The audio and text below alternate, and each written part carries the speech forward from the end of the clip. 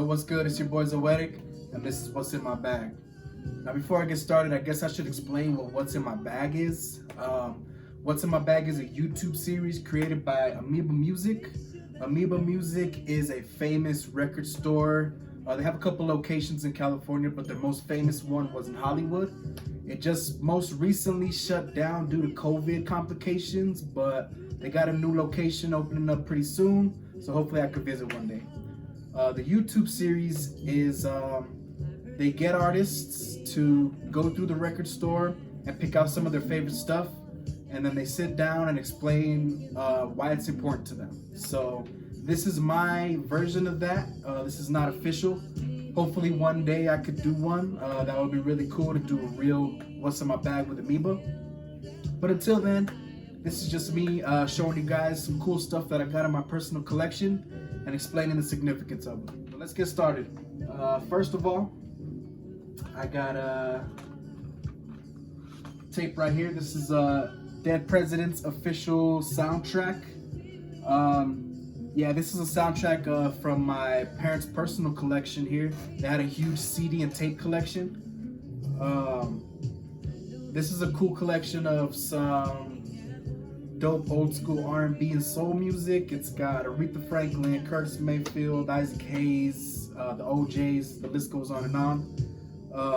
One of the best soundtracks of all time when that was important. Next up, I got a Reptalians FM 2030 cassette. I picked this up when I saw the Reptalians live in El Paso. They're a pretty dope indie rock band from Portland, I believe. And this album here came out in 2017. It's really dope, experimental, weird indie rock shit with some electronic stuff here and there. Really dope songwriting, really incredible band. Next up, I got a CD from Quelle Chris here. This is Being You Is Great. I Wish I Could Be You More Often. I picked this up when he came to Denver here earlier in February before COVID shut everything down. He signed it, did a cool little design on it, so that's pretty cool. This is a dope album that has a lot of features from the who's who of underground hip hop. Really dope stuff here, Quelle Chris. Another cool little thing, Quelle Chris is gonna be on my new album. There's a lot going on, coming out next Tuesday. Next up, I got Aaliyah 1 in a Million CD right here. This is another one from my parents' old collection. Really dope album right here. This is probably my favorite Aaliyah album. It's really important because this album is not on streaming services or streaming platforms. It's got production from Timbaland, Missy Elliott writing, songwriting. I think Static Major did some songs on here. This is a really dope album that my parents had in rotation back when I was really young. One of the first R&B songstresses that I really related to. Next up, I got Sade Live here. This is a DVD concert collection of a lot of different performances. I think this is the mid-90s, 94 right here. Sade is another one that my parents were listening to a lot of. Very, very dope instrumentation. The band really was just on some other stuff, man, with the production. And I think they even did their own album called Sweetback that had some cool jams on there. The bass player did some work with Maxwell in the 90s. Sade, really dope band, one of the best. Next up, I got Janet Jackson, The Velvet Rope Tour live in concert, DVD. Janet Jackson is really important to me because when I was really young, I caught an HBO special of The Velvet Rope Tour right here. And I was really just fascinated with how extravagant the production was on stage. You know, I'd never really seen music performed that way. And she's really important, man, not just to me, but to music. She's really the blueprint for a lot of artists that came behind. Jimmy Jam and Terry Lewis, my favorite co-production team of all time, did a lot of her discography. And Janet Jackson, very, very important. Next up, I got a book here. This is The Making of Fleetwood Mac's album, Rumors. This is a really dope book that I'm reading currently. It's written by the engineer, so it's got a lot of just technical music nerd stuff, you know, about recording vocals and tracking instruments and equipment and all that kind of stuff, that real music nerd stuff that I really, really love. Incredible book about an incredible album. Next up, I got some vinyl. I got Stevie Wonder, Hotter Than July right here. Stevie Wonder, one of my favorites, obviously, one of the best of all time. This is one of my favorite albums of his. I think this is a reissue from 2017. I really love this album because it just shows how diverse Stevie is, and a lot of the different sounds that he was really experimenting with, he really just honed in on this album.